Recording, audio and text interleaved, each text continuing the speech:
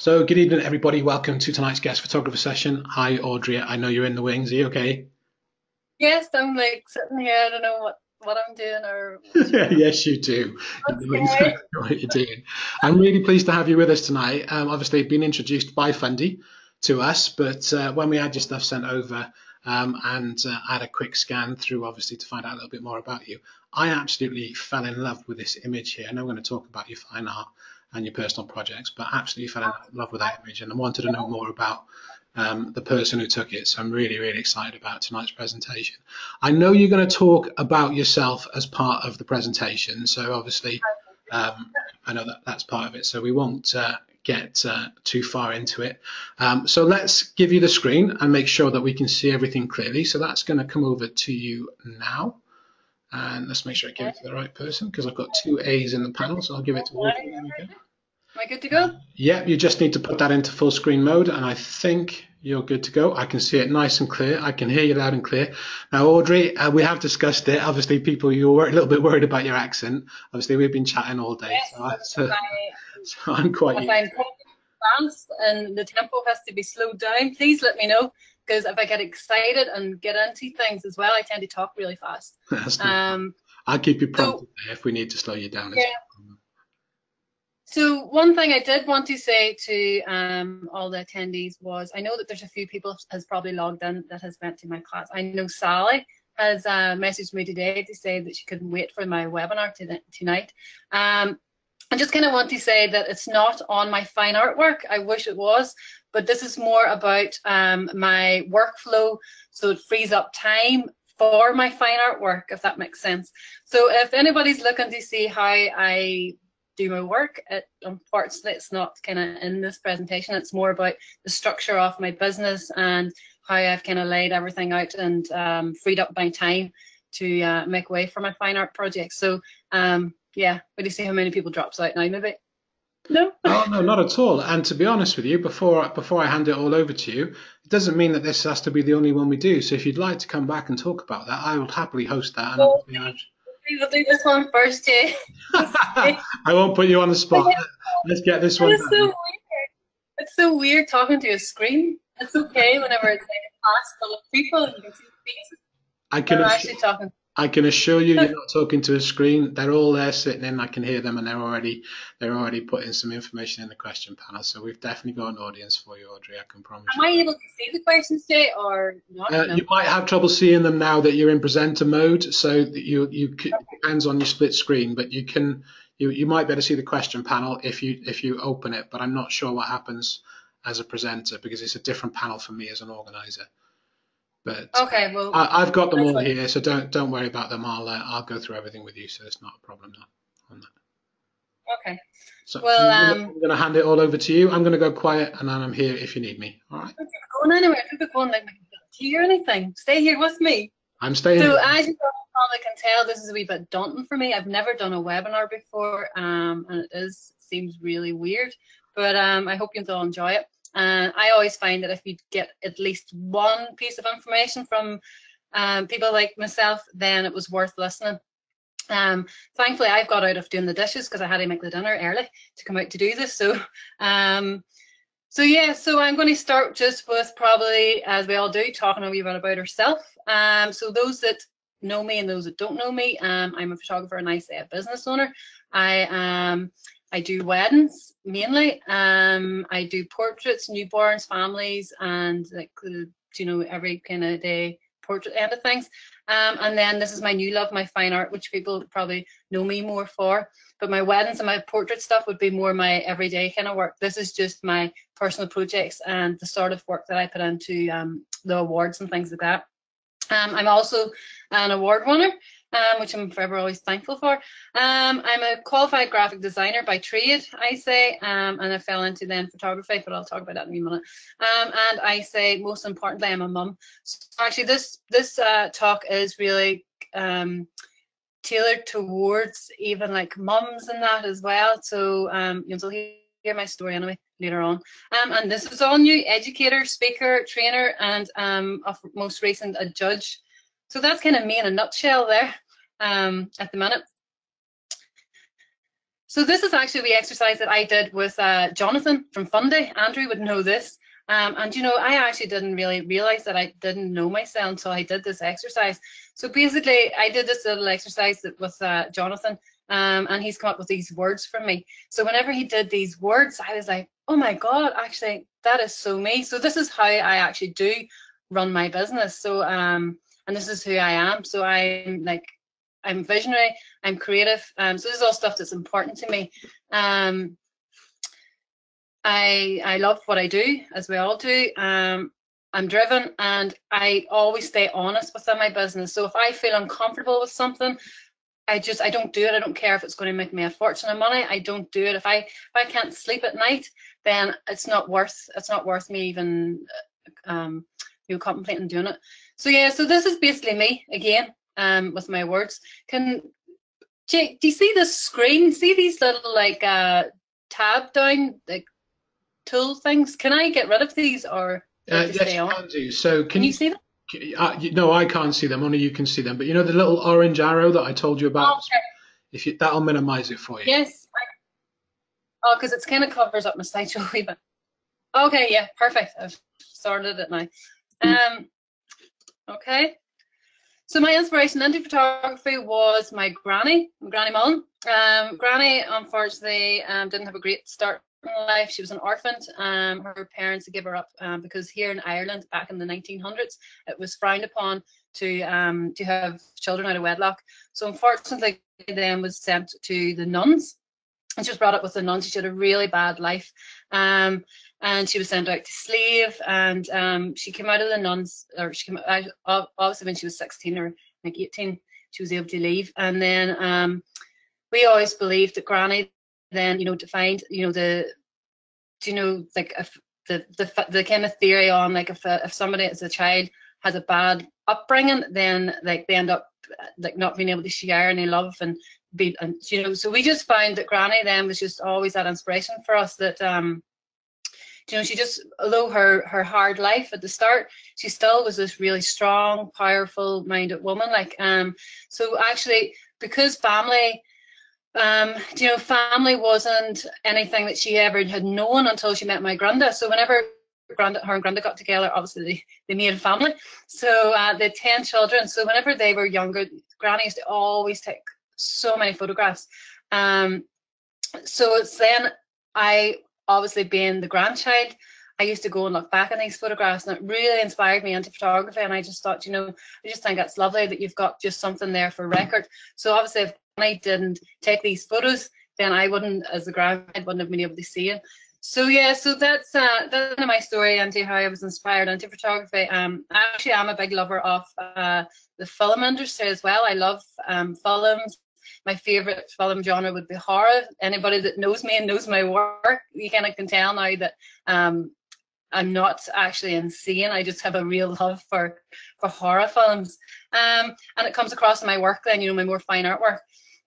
So yeah, so that's just a wee bit about how I kind of got inspired onto photography. Again, my graphic design was there as well, and I just I actually wanted to do more film kind of end of things, but Northern Ireland had absolutely no opportunities because it's crap. And if I wanted to do anything film industry, I would have had to have went to London, and it just wasn't the case back then because I had Chloe, my daughter, so I wasn't able to move away. So I just picked up the camera, and I always say that I'm doing storytelling in stills rather than motion.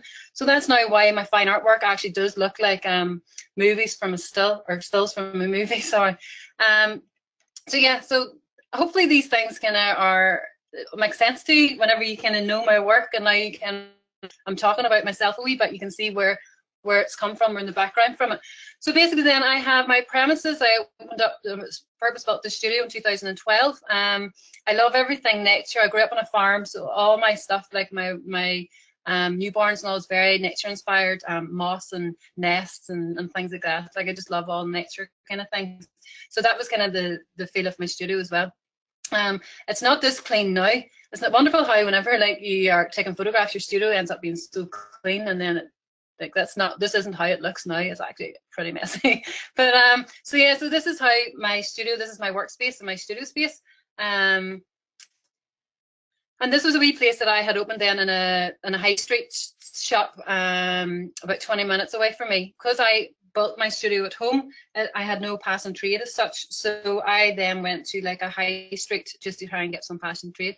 This is a wee promo video that I did. I don't know if it's going to work. It might not. It's not very long. So I'll maybe try it and see if it works.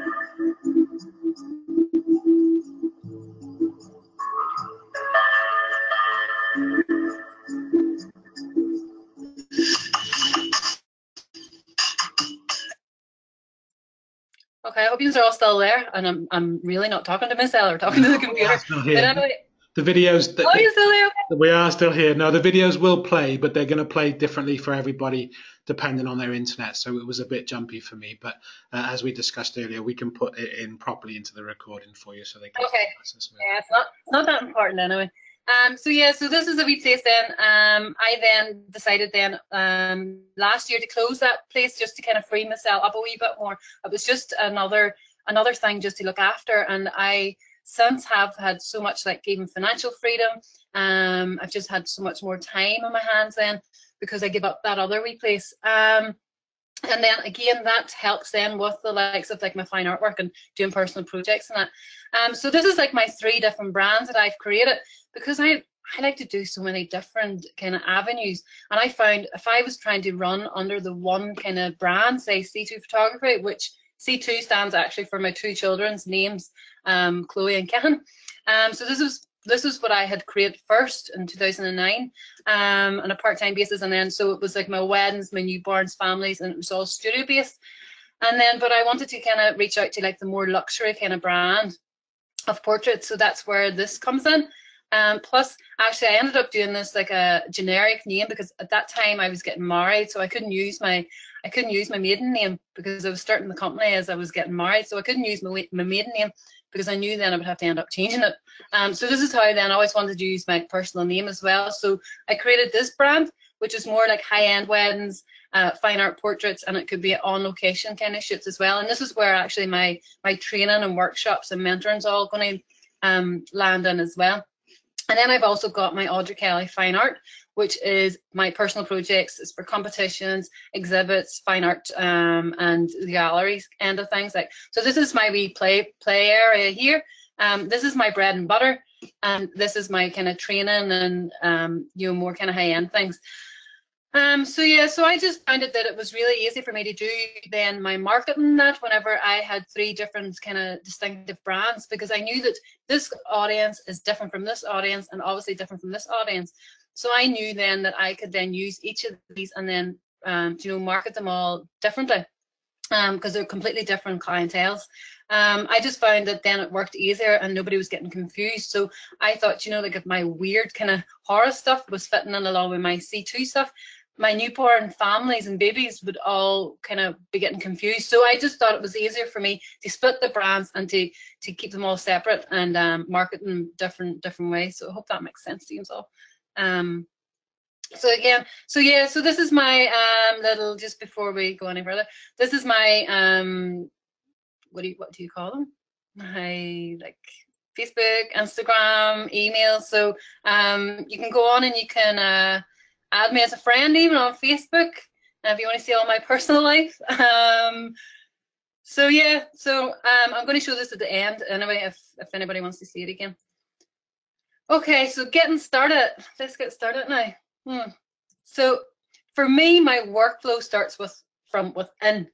A lot of people, I feel, forget about your inner kind of health.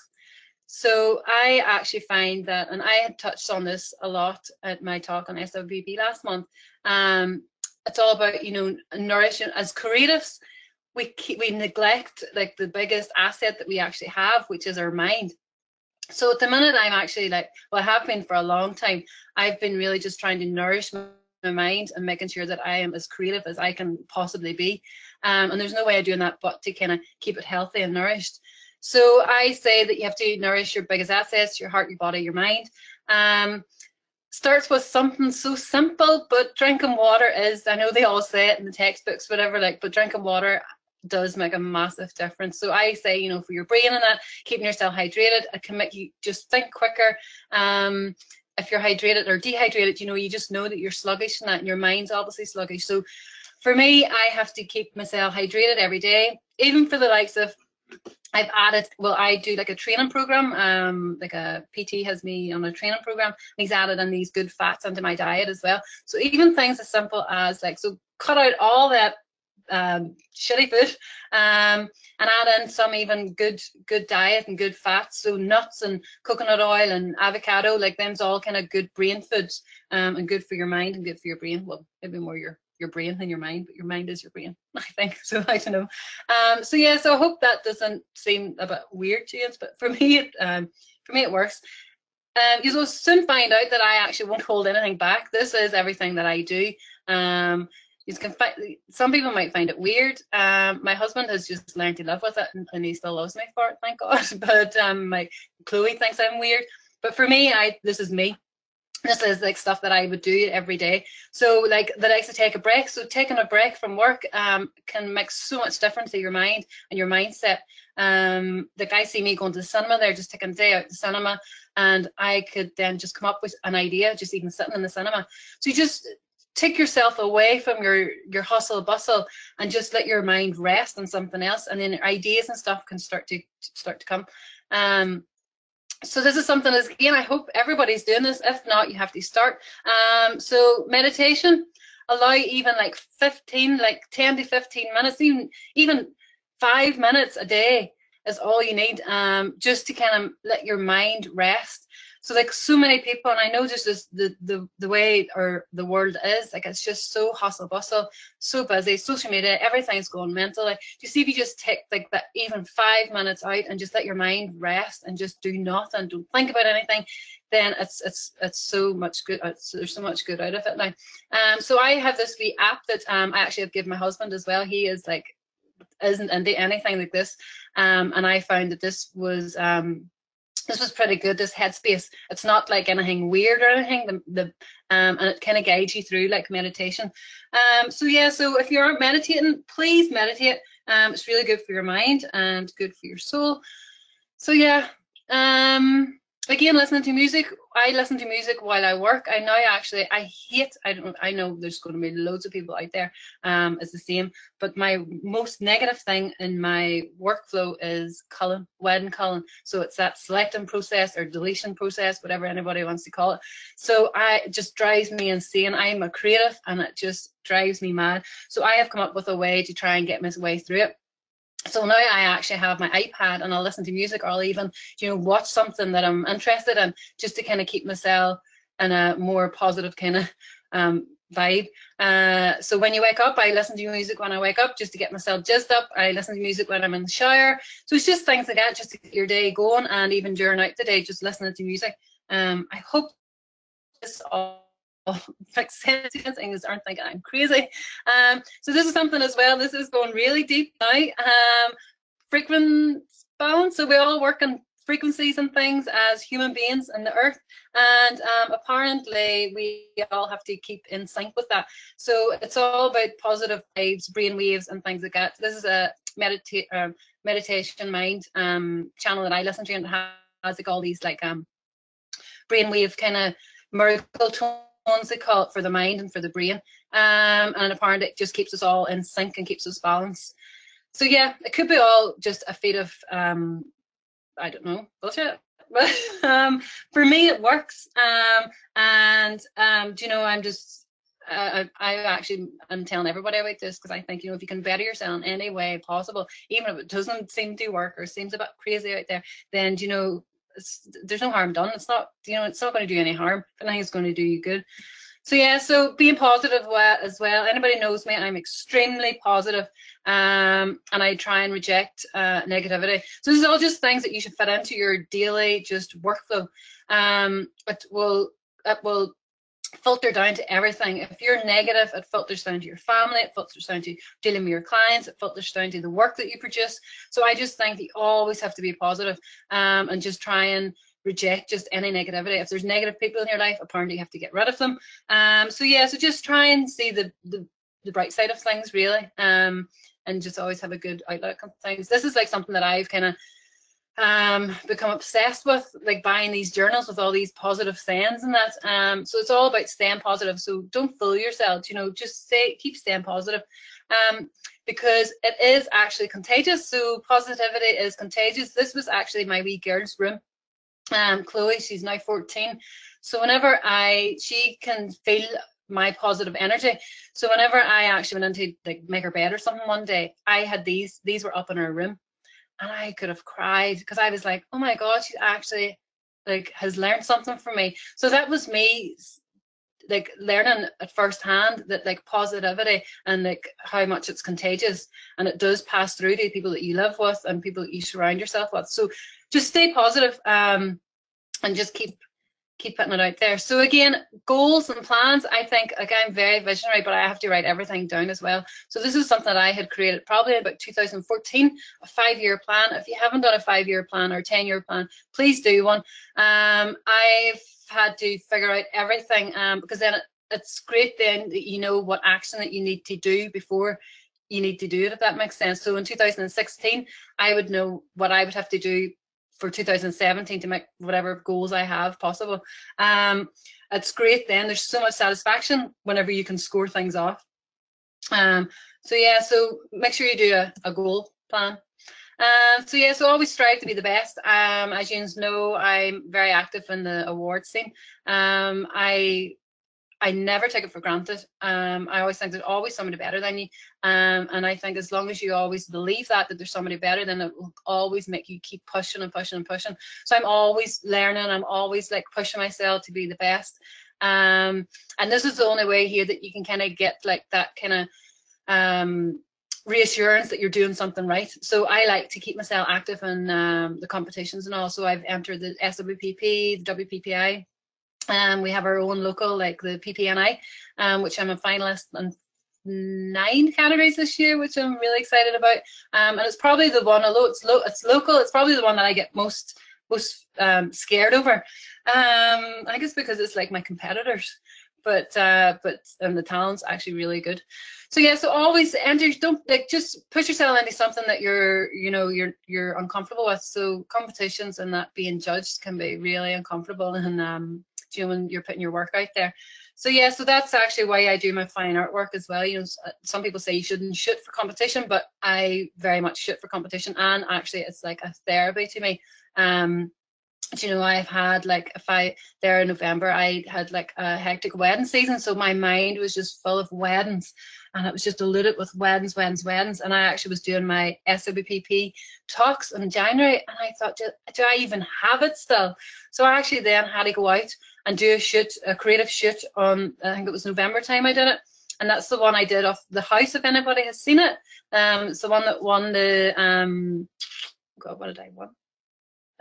Illustrative photographer of the year for the SWPP, and that came to light because I had a hectic wedding season, and I just needed to get out there to see if I still had something in me, and just as I say, therapy. So just go out there, and you don't even necessarily have to have a plan. Just go out and just shoot for the sake of shooting, and then if it's good enough, then it's great that you can enter into the competition. So yeah, so we should all be so thankful that we're doing what we love. There's so many people out there that are in jobs and will be waking up tomorrow morning going to a job that they absolutely dread and hate. And as I say, that just filters down to their family life and their personal life and just everybody around them.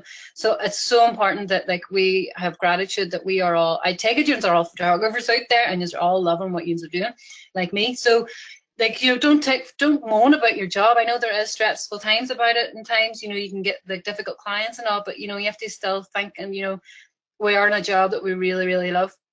You know, I love getting up every morning, if I'm not doing wedding culling, that is. I hate wedding culling, as you probably guessed, but there's just no way out of it. So yeah, so we should all just be so grateful that we are in something that we actually really love. And that was a saying from the great Steve Jobs.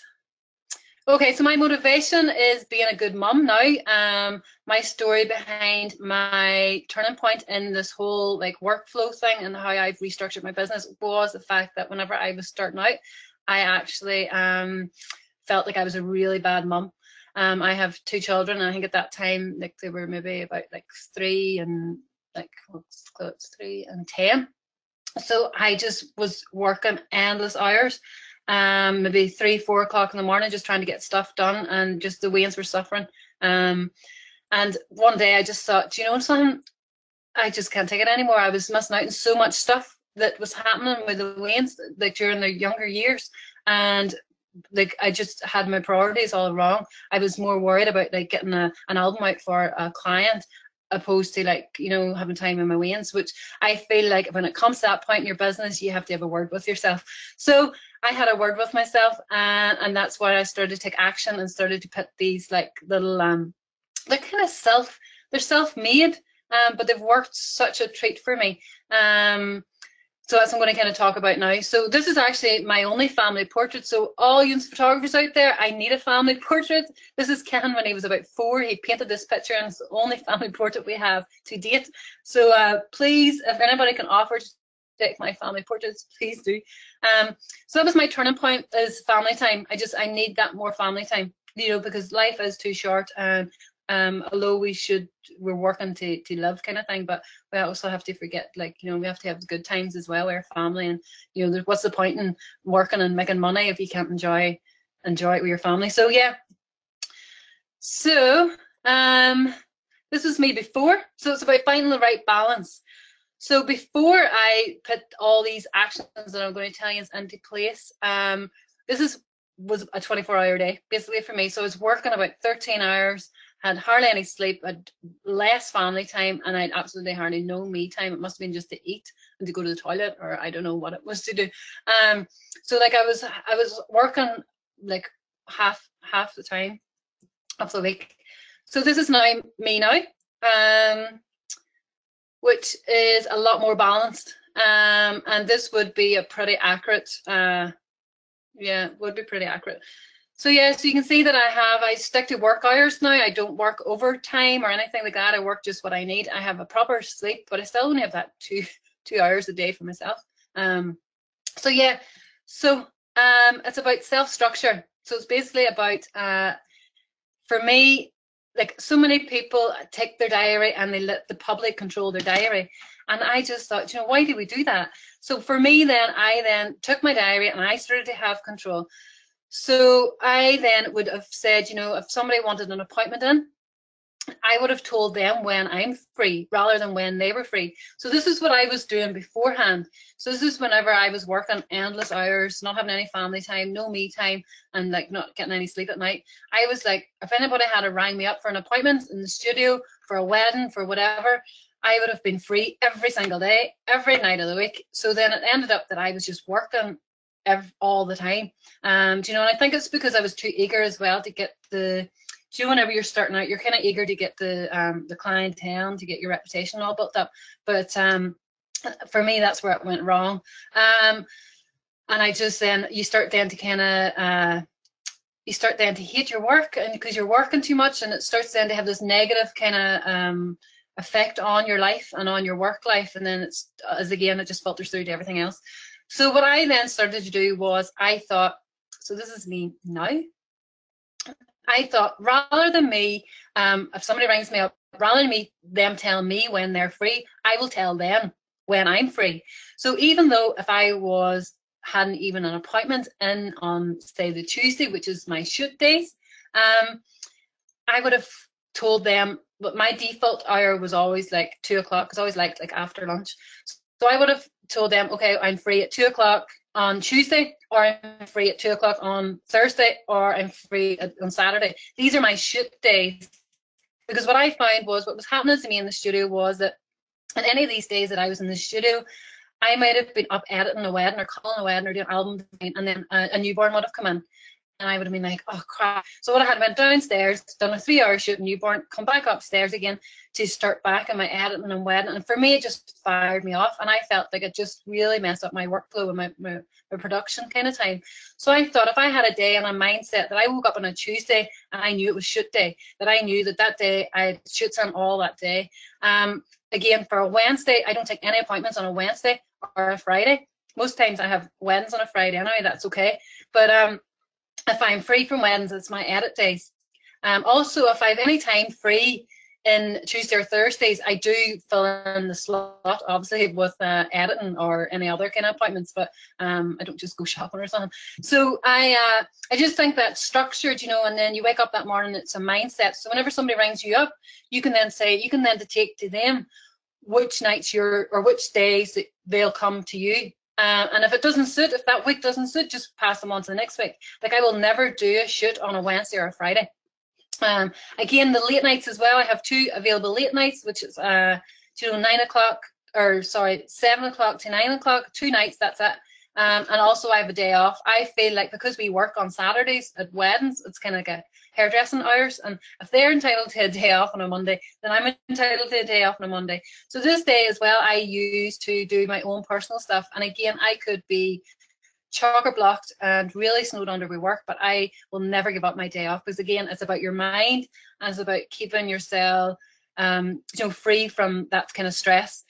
So like these days off, like I go to the gym and I do other kind of my own personal things, like and I don't even mind, because I know I'll come back on Tuesday and I'm ready to go and I'm ready to do a work week. This structure mightn't work for everybody, but this is what works for me, as in running a portrait in a wedding studio. Again, I take a Sunday off. I don't work on a Sunday. I don't believe in working on Sundays. So yeah, it's family time.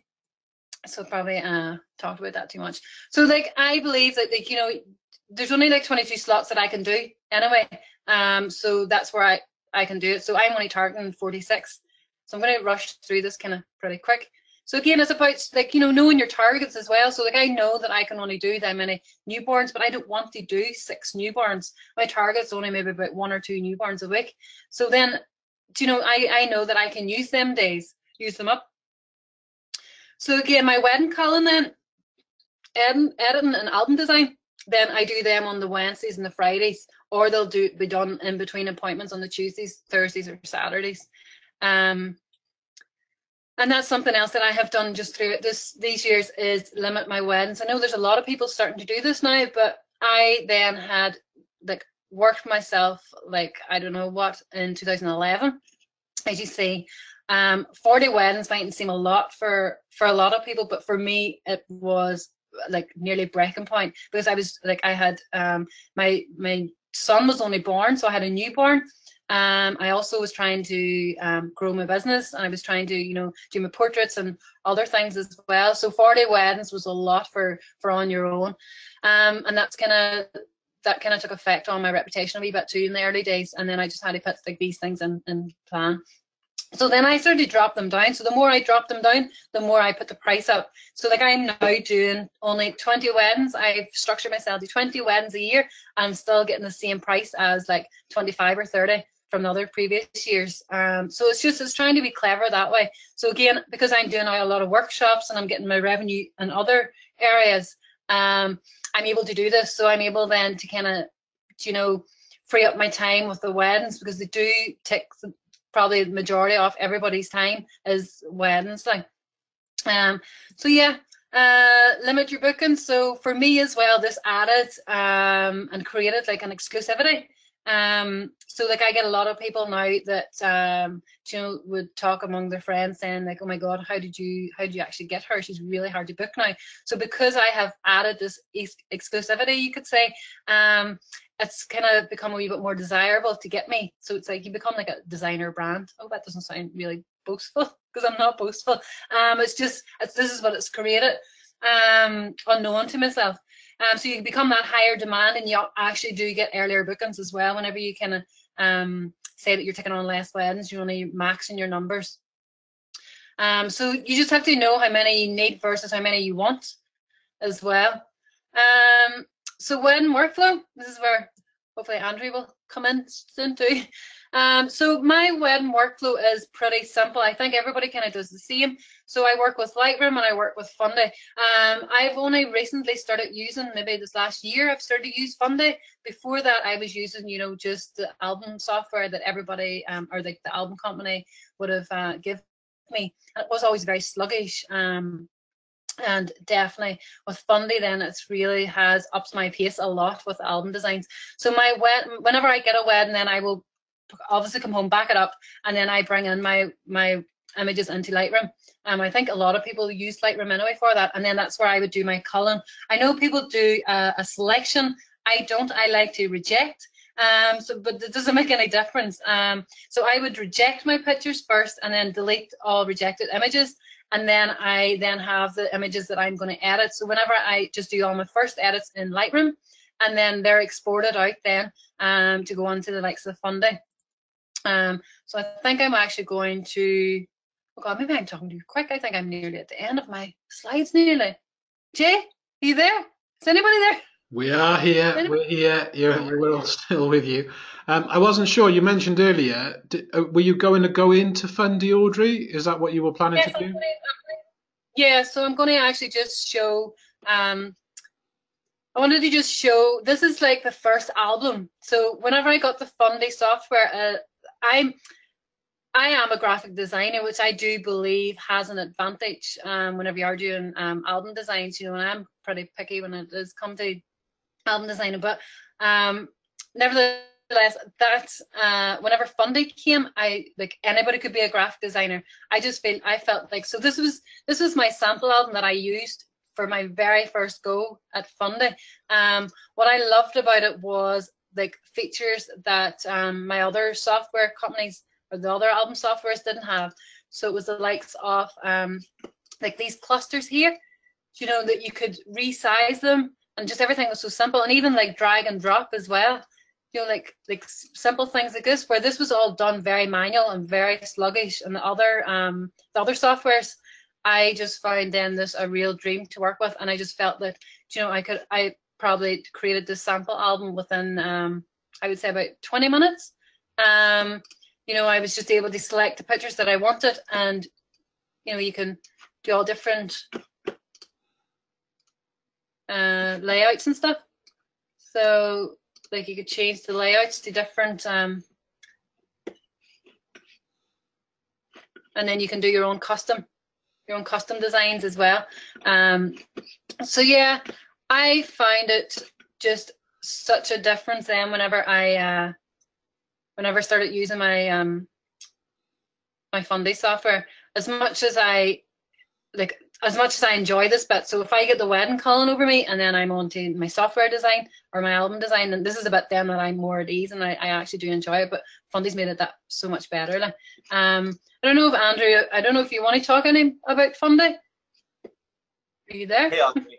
So it's funny. I actually came from designing in Photoshop is how I used to design, and I hated it.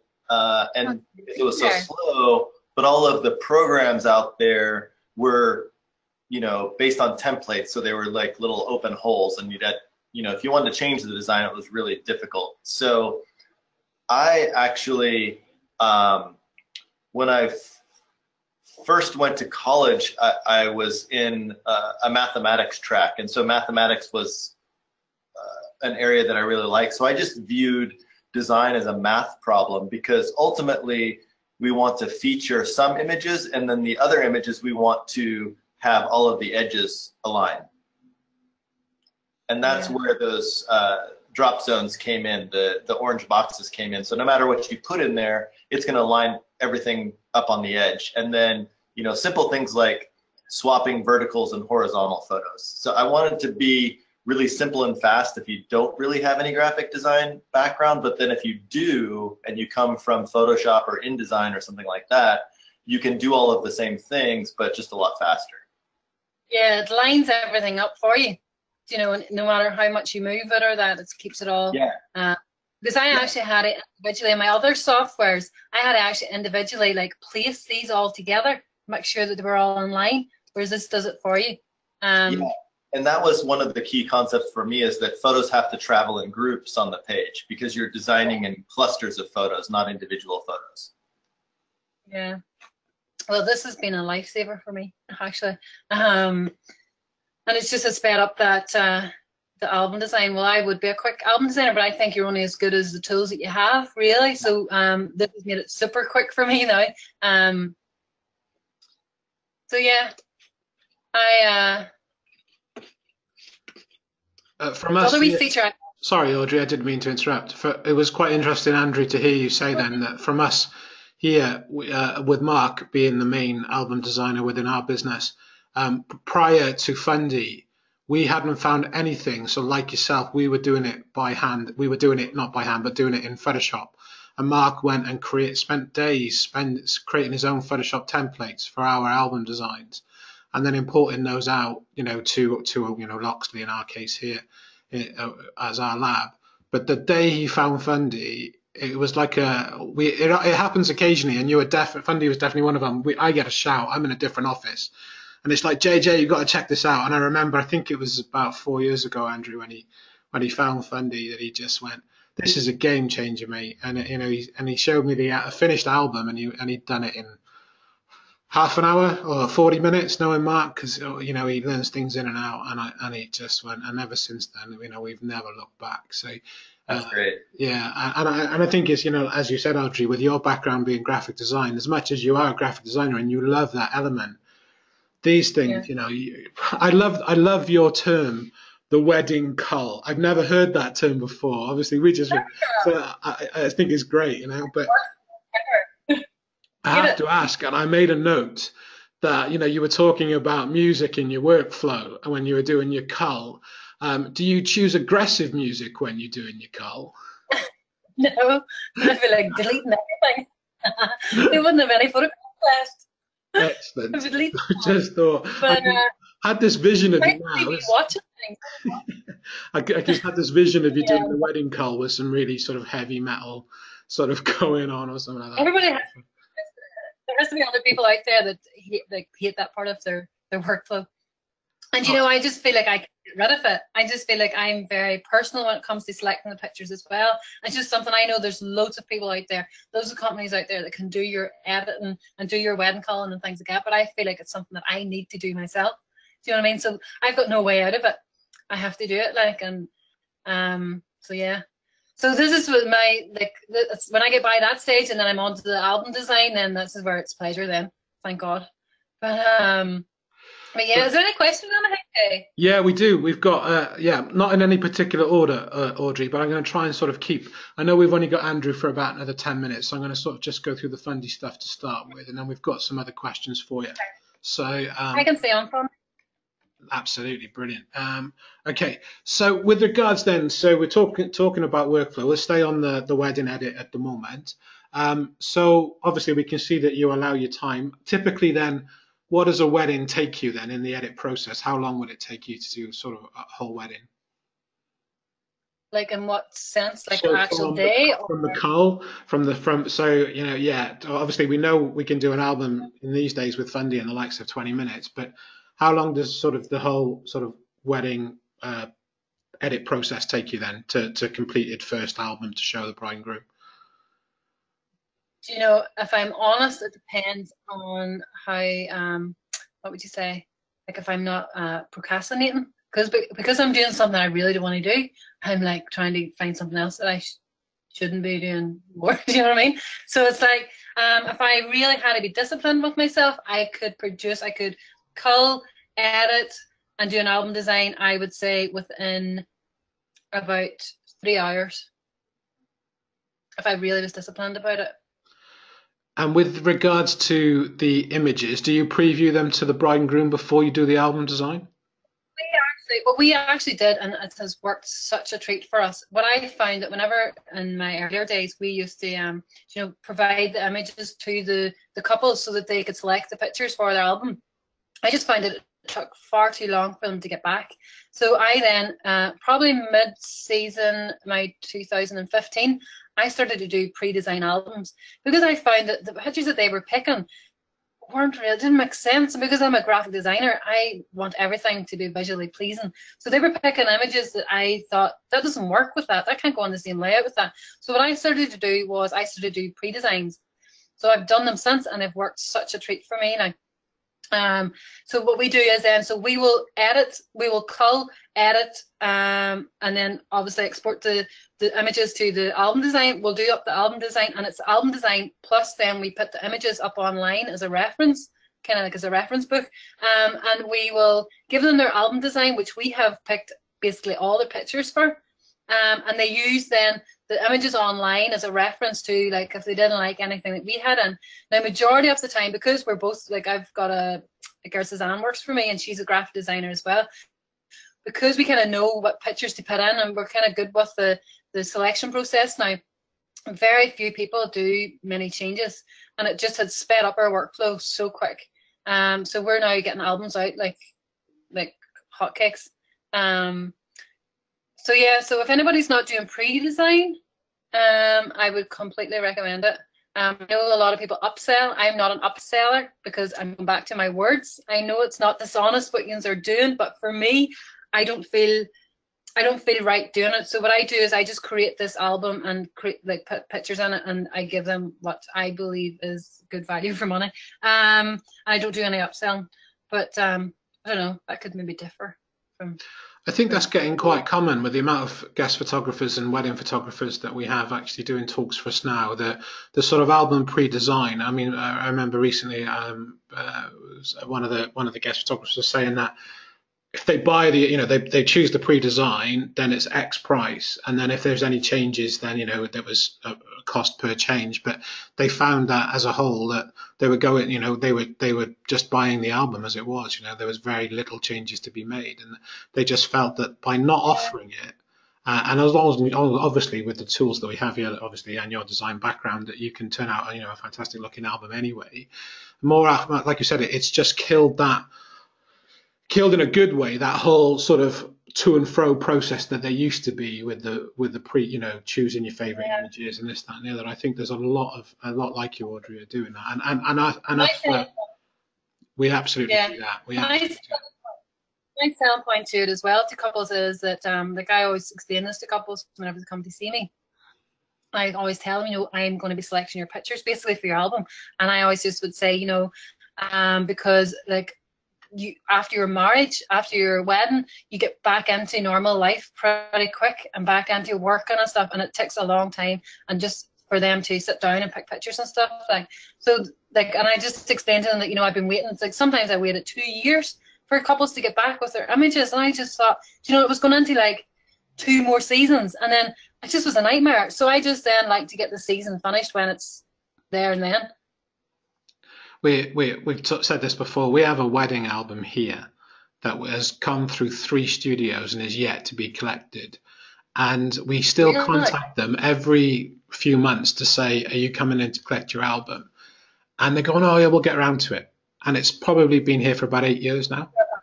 And Mark has said to Debbie, his wife, I don't want them to have it anymore. The photography is just shocking compared to what we put out today. But we just don't know why they haven't picked it up. But Debbie sees it as like a bit of almost like a good, she can't bring herself to get rid of it. We're not any obligation to keep it. But it just follows us around. It's almost like a bit of a shrine. When we bought the new premises, I said we should have it plastered into the wall as a feature. But no, she's not having it. It's still here, which amazes me. But, what was that? Left on it, Jay? Is there a balance left on it? No, it's all paid for. It's all paid for. Yeah, see, because I can understand people that maybe don't collect their album because there's maybe a balance left. Like I can see that a lot. That's one thing that I would actually do as well. I make sure that I get the balance up front before the day. So there is none of that. People will then collect their album because they've nothing to owe. The money's there as well whenever they have their wedding. We don't actually know where they live anymore. Otherwise, we would have just delivered it. So every time we move, and she gets a reply by email, every time we move premises, we're saying that we're now here, the album's ready. And she'll get a reply, oh yeah, we'll be in touch. And it's just, Mark and I just think it's mad, but Debbie's got this thing about keeping it. So we're keeping it, and it's here. And one day, maybe it'll show up. But you would fire it out, and the next day they would come. come look for it. Absolutely. Wouldn't it? So we're staying with the weddings and sort of the album design. I had one quick comment. There was a couple of questions about retouching and workflow, and so I'll let Audrey answer how she does it. But there's a few different ways to retouch photos in Fundy Designer. Usually photos, once people bring them in, maybe they've done their editing in Lightroom. But Audrey, can you click on Fundy Designer again, just to bring that to the forefront? Yeah. So we have some built-in automated skin retouching for Perfectly Clear that is great. Additionally, if you click on a photo, I think I have it on. I think I have done it on this one here. Yeah, so if I click on this, so you can do the automated skin retouching, which you see is quite beautiful here. So if I take that off. That's fine. Why don't you go ahead and close that? So a lot, photographers are quite picky. So we have a few different options. So the Perfectly Clear is great. Also, you don't have to click on the icon, but that pencil icon underneath each photo will launch that photo into Photoshop automatically, allow you to retouch there. And then also under the Images menu up at the top in the menu bar, you'll see a few different workflow items that can be quite handy for speeding up your workflow. Can you click on that Images menu at the very top? So there's export images for retouching. Will make a copy of every photo that was used in the album, so you can retouch those in bulk in one folder if you want. Export a copy list for Lightroom, so that will bring up a list that's Lightroom friendly, so you can paste that list back into Lightroom and give a little bit of extra love to only the photos that were in the album in Lightroom. And then anytime that you have done any editing to those files, you'll have the retouch files in a folder, or if you export from Lightroom into a new folder with those retouch files, up at the top, the third option, the Resync Images, that will allow you to point Fundy Designer to a new folder of images that maybe you've retouched, and it will sync those to Fundy Designer. So a few different workflow opportunities there depending on how you like to retouch. What I liked as well is that you can, as this one here, I think, if I click on this one, it actually takes that whole group of images into Photoshop. Yeah. Yeah, so here, so it'll edit them all, or if you just want to edit that one, then it's this one here. So that's handy if you just want to, if you want to edit all that cluster in the one, it'll bring them all in individually. So it's like this one. Okay, so yeah. Oh yeah, you probably don't have your hard drive connected, so it won't pull up. But yeah. That's funny. Just keep going. Okay now. So yeah. The other thing, Andrew, that I wanted to ask you quickly. Sorry to interrupt. The other thing I wanted to ask you, Andrew, quickly before we lose you, is that when Audrey was, we chatted just briefly then about sort of obviously previewing the album to the client. There's quite a good preview feature in the package, isn't there? Yeah, so the design proofer will allow you to send out a link that your clients can click on to proof their album, and we've made it very easy to approve the album. They can go in and make changes also, and then also it sends out automated email reminders that remind them to proof their album also. Yeah, no, I remember we showing us that. I mean, you talked about it when we had you on a few months ago, and we thought that was a great feature, something that we hadn't used before, but we use it now. Right. I'm going to have to go out. I'm going to be on a podcast, but Jack is here with us. He'll continue to answer questions in the question panel. So if you have questions about Fundy Designer, continue to answer those, and you guys keep going. Thanks, Andrew. Thanks for joining us. Talk soon, pal. Take care. Okay, bye, Audrey. This is actually a feature here that I actually really liked, because the other softwares, I couldn't export them out as high-res like layouts, you can say, for, like if you wanted to do like different sample albums, whatever. Like, so you might have had a nice design, but if I I wanted to like bring that design and use like a different company, say, I would have had, I went and got the PDFs off like the album company, whatever, like, because it was built into their software. So I actually like this option that I can actually export it for print. So like all these here then come high res like layouts. So I then can send this on then to like any album company to get a sample done. Also, like if like what we have like album of the year like in the awards as well, so like it's something then that I can use then to even submit into something like that. This is a feature then that I just found that was something extra than the other software that I used to. So yeah, so we'll probably come out of Fundy now, will we, Jay? Yeah, absolutely. I've got most of the questions are kind of, they're all for you. There's a couple here that we might touch again, but they're really sort of about you and your methods and your workflow now anyway. So yeah, we can, do you want to, you going back? Yeah, you go, you've got your slides. Perfect. I'm seeing that clearly. Yeah, so this again, I'll actually just show that. I'll show that at the end. So I do brand design as well. So this was just me, my newest one. Because I'm a graphic designer, I do, as I say, it plays a great advantage whenever you're building businesses and building as many different brands as I am. Again, so I have this. I told Jay I have to get my wee car in, so I did. So yeah, so basically, like I know a lot of people don't like to advertise on cars because it like does it do something to your insurance or something, but this is like I just find whenever I'm at a wedding, people tend to respect me more now because like they see that I'm the photographer, you know, so they'll be more courteous. And if they see me behind like the wedding car, they'll go, oh well, that's the photographer, let's let her out as well. Also whenever it's sitting out in the car park, say, people can see who the photographer, actually the name, so they can check out on Facebook, and if you think that you've done a good job. So like I actually had slides on there as well about your presentation, you know, like how you present yourself, which I find is very important at weddings. Because you don't know who's watching you. I got a wedding booking because a girl liked my tweeted coat. And that's not even a joke, that's not even a lie. She was at a friend's wedding and she liked how I looked. So like just always be conscious about what you're wearing, and you know, like keep your car clean. My car is not clean like this either at the minute, but if I'm doing a wedding, I make sure it's washed. So let's just be simple things. This is a slideshow that I have. I might skip it because I don't think it's going to run very well. It's on my fine art work, but if you want, you can just go and check out my fine art work in my summits up there. So this is my different avenues where you'll find me, and you can like me or follow me or send me an email, whatever. So yeah, not going to play that. So questions now. Okay, so let's go back and stay on the album workflow.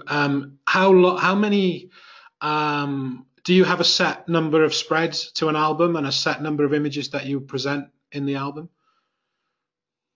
Okay, I would say that I'm pretty generous when it comes to my album, my albums for my couples. I use Graphite, but I also use GF Smith, and I can max out like their albums at like minimal cost. You know, like the GF Smith ones, like I do 100 pages, which I know sounds like insane, but again, it's just something that I feel like if I want to tell a story, then if it doesn't make much a difference in cost, then I like if it's difference in 60 pages and 100 pages, it's only going to cost me next about 20 or 30 pounds.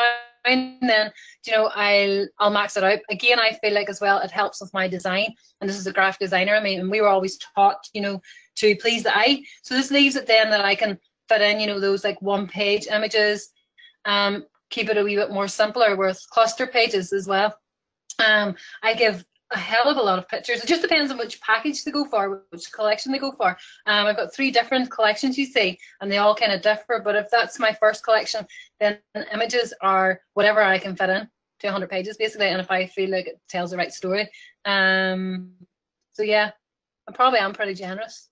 Oh, it does sound it. But, I mean, yeah. You know, it's different for different people, isn't it? People have their different. Yeah, it's true. And this is what makes me sleep at night. Do you know what I mean? So that's what it's all about. Yeah, yeah. Well, we've gone from 5 hours of sleep a night to 8 hours of sleep a night. So it's like obviously working. So, you know, I paid attention. Was I right? 5 to 8? Is that what you're getting now? Something like that? Yeah, probably. Yeah. Now I gotta set up and watch stuff. I don't watch like Netflix. I'm going to tell I'm Mark. like a real life. I'm going to tell Mark that he does. You know, he's working me too much, and I need more sleep time. I don't think it's going to go down very well, but we'll see what happens. I'm going to say Audrey says so. Yeah. Audrey says so. Absolutely. Yeah. You need Um, to know it. where am I? I've just lost my place on my questions. Oh, there we go. So obviously you talked about. You talked about. Sorry, can you hear me? Okay. Yeah. Yeah, bro. Yeah. So you talked about obviously that, you know, you've changed the structure, so you've got more, you know, your work balance and so on. Obviously, you changed your pricing structure along the way because you said obviously you kept your pricing up. Did you find that you lost clients when you started becoming more expensive? You know, actually, my clients have just become better. I found that it got rid of, like, it's not nice in saying it, but you know, the cheaper kind of clients, and now my clients are a wee bit more, you know, I don't know what would you call it. I'm trying to find the right words for them. They've got nicer weddings because they've got more money. And plus, I find that some clients then that really maybe are on a basic budget, they will just treat me like gold. Then if I'm their probably biggest part of their wedding budget, but because of that, then they feel like they've really got something. Do you know what I mean? So they can shout about it to their friends and things like that. So it's different. You get clients that do respect, like, you know, quality, and you know, I'm a sucker for that. I think if something's dear, it's dear for a reason. Something's cheap, it's cheap for a reason. My husband tells me different. My husband tells me, like, no, that mattress wasn't ever that price. You know, but I think, like, I would go for the dear kind of thing rather than the cheaper thing. So I think that there's for clients, it's different. There's people there that do like to buy stuff that's expensive, and then there's others that it's a real luxury for them. So it's a real treat, and it's something that they can shout about to their friends, and you know, like, they've got me as a photographer kind of thing, like at their wedding. I hope that doesn't sound like No, I am somebody, but it sounds, yeah. I mean, it's the answer I was hoping for, because you know we teach business mentoring here, as I know you do, and you know, a lot of it is about, obviously you need, you know, to be a master of your craft. Don't get me wrong, and you should be always striving towards that. But as we often come across, a lot of believing in yourself is sometimes half the problem. And I think you've touched on that in a big way today. You know, about changing your attitude, you know, the positivity and so on, but believing in that you're worth every penny that you're charging. And it is, you know, and of course, you know, there's marketing. You know, you're marketing to the right people. So often we market to the wrong audience, and it's marketing to the right people. But you know, you've worked hard at where you've got to. You know. Yeah, it's not come easy. No, it but doesn't. I love it. Yeah. Get rid of my wedding phone. But apart from that, then everything else is a dream. Excellent. I'm loving my life as a teacher as well, and as you know, like a mentor and stuff. Like, because I want to kind of, like, I'm hoping to be like a life coach as well. So like, because I'm so passionate about, like, people living a life that they love, I really want to share that with people. And because there's so many people out there so negative, and you know, they get to the end of their life and they'll have so many regrets. So yeah, so I'm actually thinking of doing like life coaching and things as well. So again, my workflow then this last while, and I've kind of brought my weddings down, I've brought, you know, is then to make way for these other avenues that I'm looking to pursue as well, which is good that way. You have to also remember that nothing happens overnight, and it's took me literally about, God, I don't know, maybe about 5 years. No. Well, absolutely, it is work. Yeah. But take a wee while. It doesn't happen overnight. You have to respect the fact that it does take a wee time to get filtered through. what I loved that we touched on at the beginning of the presentation as well, and again, you know, if we had all the hours under the sun, we would have talked about it in more depth. But I love the fact that how much importance you put on the personal projects and keeping yourself creative. I mean, that's something that we're very big on here at the Academy. It's so important. It was quite interesting that, you know, you talked about that your personal projects reflecting your love of horror movies, you know, while we were doing it, we do it here. You know, we pick themes, and it's often we did a fairy tale, not fairy tale theme. Sorry, it was the dark. We did a whole thing on the darker fairy tales, and we do movies all the time. I remember doing my first college photography project was based around the black and white movies of Alfred Hitchcock, and I tried to recreate them and create iconic scenes from from his movies in my photographs. So it's important that we take we take from our surroundings and our loves and our interests and put that in. Personal projects is a big thing. I'm really, really, really pleased that you talked about that tonight. It's so important, because I feel like, you see, whenever the difference, whenever you're getting paid for work to work that you're not getting paid for, and then you can really just go mental with it. So that's why some of my work is really out there, is because nobody can stop me. Do you know what I mean? I'm not working with a brief. I'm not working with like I'm trying to keep somebody happy. I'm just trying to keep myself happy. So that's why I then have split it, and I need my personal projects now, because we are all creatives as well. And we're all have creative minds. So I feel like if you're getting paid clients and you've got that restriction all the time with paying clients, and you know that you can't go mad with it, then you start to get into like a set kind of way of thinking. So you just need that wee bit of freedom, a wee bit of free-mindedness, just to kind of, I call it trashing my brain out. That's what I kind of call it. And then obviously then I can get judged on. I can submit them to get a wee bit of reward from them with the likes of the competitions and things like that I submit to. Brilliant. So yeah, the must personal projects. To be honest, we're getting through most of the questions. There's a few things that I want to share with you, but I thought this was a good question. One of the few questions at the end here, and we get this quite a lot.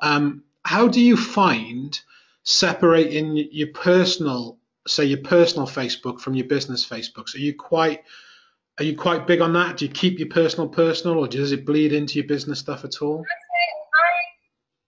I believe that my clients want to see personality in your business. So that's why you stole it from my Facebook page, Jay. That's why I had a picture of me with my dog as my C2, my C2 profile picture.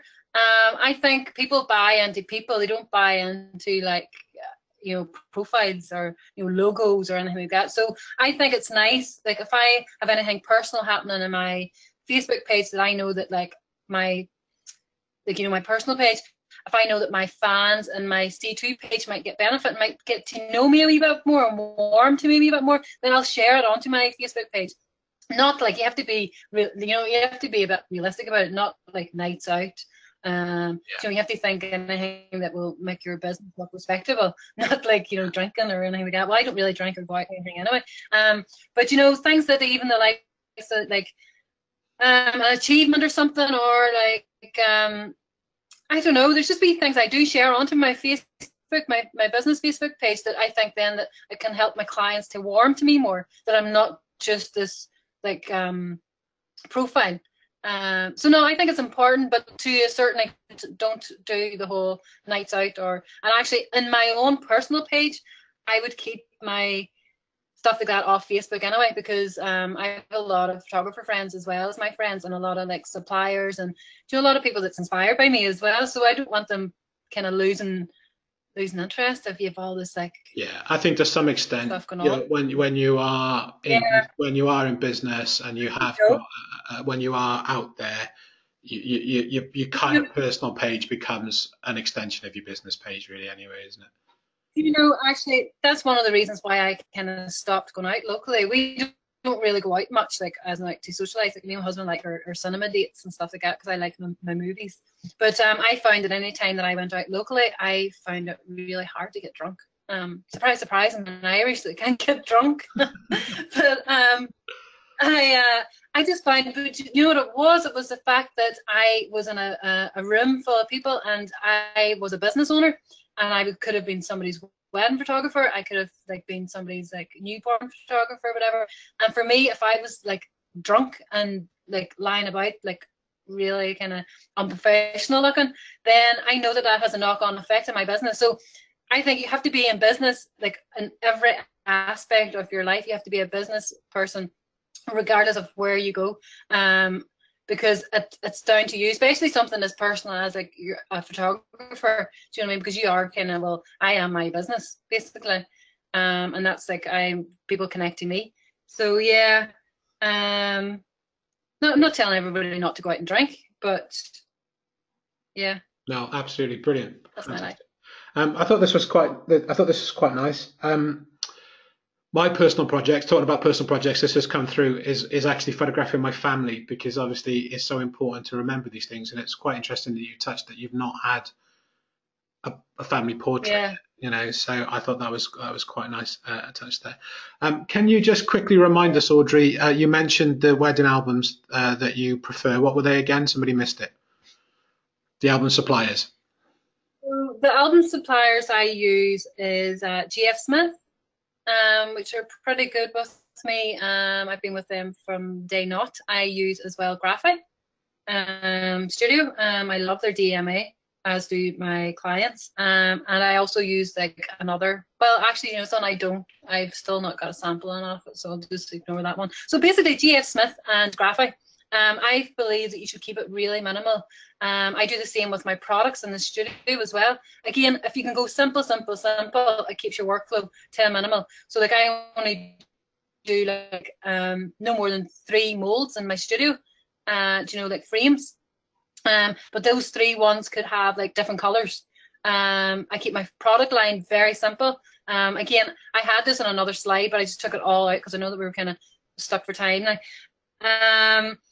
So yeah, it's just about simplicity, I feel, and just keeping things simple in life and your pricing structure.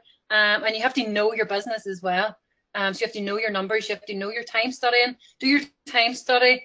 Like if somebody asks you a question of how much something costs in your business, you should be able to answer straight away. You know, it's just wee things like that. And then you become more confident in your business. And then that confidence then obviously then filters through to your clients. They can see that you're confident in your prices and things like that. And also it stopped me a lot with giving things away for free. So whenever I knew my numbers and how much I should have been making, until like just guesstimating it, it made me being really kind of stubborn then with like, you know, no, I can't give you a discount, you know, so because you know what it's worth and you know what you should be charging for it. Without that, then you're completely clueless and you don't know if you're making money or you're not. So yeah, did that answer that question? Yeah, no, like perfect. Yeah, no, perfect. Audrey, we've done all the questions. There's a few things before we quickly talk about some stuff that you've got going on, but a few things I don't want to forget to share with you from the audience to you tonight. There's loads of thanks and praise coming through, but I kept a few. There is, honestly, I kid you not, I'm going to read you some. Like they were here. I promise you, they were here, and they still are. I do. This came on really nice. This came on quite early in the presentation, but I kept it on purpose.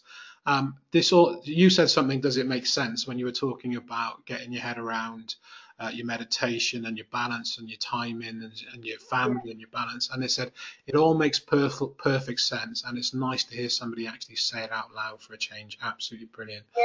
You know, I feel like this kind of like what I'm into at the minute, like I'm into my crystals and all now as well. So what I'm into at the minute, I feel like it can be a touchy kind of like, people don't want to open up and talk about it because people think they're weirdos. But I think now after people seeing my work that they think I'm a weirdo anyway. So I feel like I'm more open to it.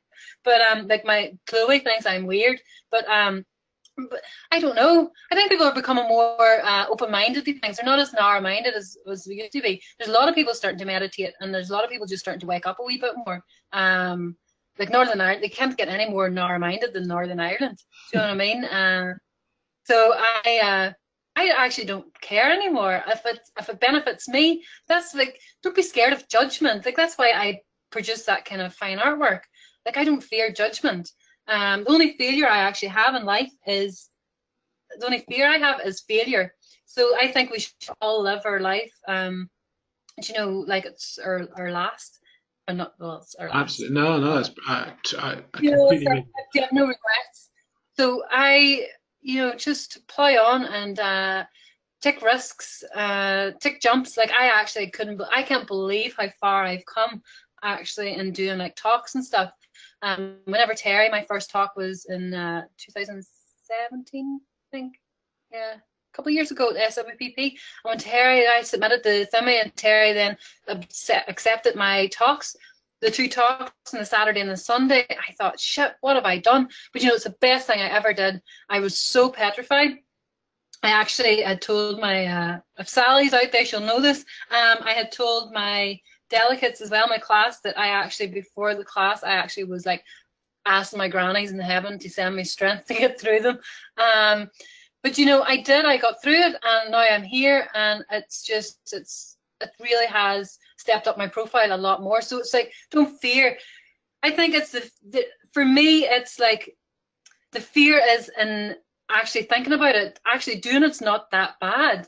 It's the fear in the running up to it, but doing it's actually not so bad. It's like this actually webinar, I was like fearing it and thinking, oh my God, I've never done it before. You know, and it's turned out not so bad. Didn't hurt, did it? No, it didn't hurt. It still felt weird talking to my computer screen, but it's okay. I survived. Well, hopefully I will convince you to come back and show us the fine art. I really would like to do that. So we'll chat, we'll talk. I'll work on you. I'll work on you a bit more on that. But honestly, Audrey, I'm not kidding. There's about 10 comments here with the word inspirational in, and I mean in a true way. This was all right for me. Thank you. From me to you, obviously, thank you so much for tonight. I know you were nervous, but you did a fantastic job, and the praise and the feedback alone, hopefully, has come across. I not see it. It's there, I promise. It's there. I don't know why you can't see the question panel.